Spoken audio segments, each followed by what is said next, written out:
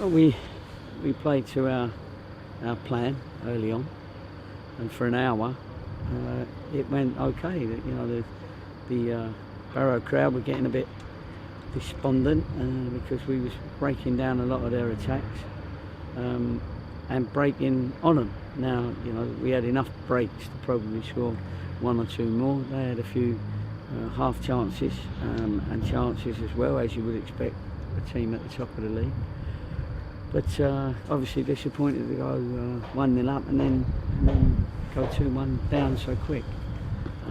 And that's where the disappointment is, and that's where we've got to find a team that can hold on to a 1-0 up result for the rest of the game, because that then would have been a very good away performance here. But obviously the crowd, the rain, the wind suddenly picked up, and they got their 2 goals pretty quick, and then from then on it was all sorts of things happening, and we couldn't get that second one. So anyway, that's it. The less I say. When the goal came, it seemed to come in controversial circumstances. What's your take on it? There was a few controversial situations that nobody could quite understand what was going on, but that's something that we can't sort out ourselves. I haven't spoke to anybody, so I don't know the take on it. I was just pleased the goal was given, because that put us 1-0 up against the top of the league team, and I was expecting us to carry on in the same vein and maybe get another chance as they push forward. But listen, we mustn't forget they're not at the top for nothing. They're a decent team. It is their sort of regular team that they play week in, week out, and you know, we can't get a regular team at the minute for whatever reason, and certainly we can't get our regular best team.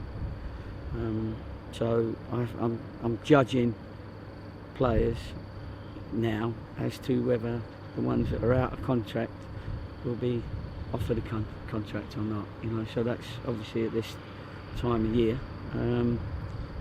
But that's how I have to look at it, and you know, credit to our supporters that have travelled all this way, and unfortunately they had 10 minutes of happiness, you know, but their team done all right at certain points, but then obviously always disappointed to go to let in 2 goals again. You got 70-75 minutes out of Armani Little, and you seemed to go down with what looked like cramp. Yeah, it was only cramp, and obviously we lost Connor as well shortly after. But I don't think either of them would be too long. Certainly Armani's one was just cramp. You know, he was just about to come off anyway, because we'd gone 5 minutes over his allocated protocol time, and so there you go. All right.